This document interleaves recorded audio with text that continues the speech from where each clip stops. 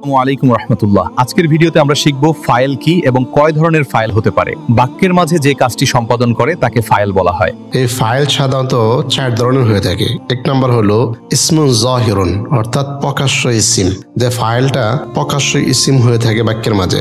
যেমন জাআ মুহাম্মাদুন, মুহাম্মদ এসেছে, এখানে মুহাম্মদটা ফাইল। আরো বলা যেতে পারে যাহাবা আলিয়ুন ইলাল মসজিদ, আলী মসজিদে গেল, এখানে আলিয়ুন, আলী হচ্ছে ফাইল, আলী মুহাম্মদ এখানে ইসমে যাহির। আরো বলা যেতে পারে জাআত ফাতিমাতু, ফাতেমা এসেছে, এখানে ফাতেমা ফাইল। তাহলে আমরা জানতে পারলাম এক হলো ফাইলটা ইসমে যাহির হয়। 2 নাম্বার হলো ফাইলটা অনেক সময় জমিরে মুত্তাসিল হয়ে থাকে, অর্থাৎ এমন জমির যে জমিটা ফেলের সাথে লেগে আসে।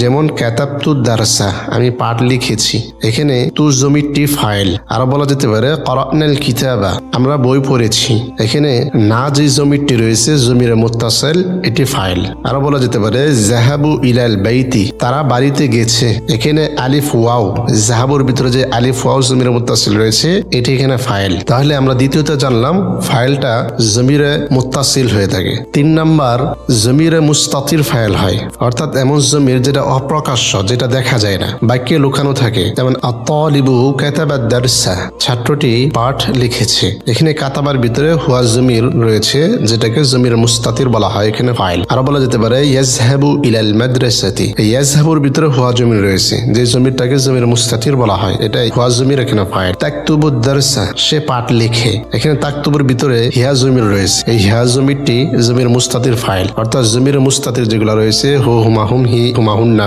এই জমিরগুলি ফাইল হয়ে থাকে।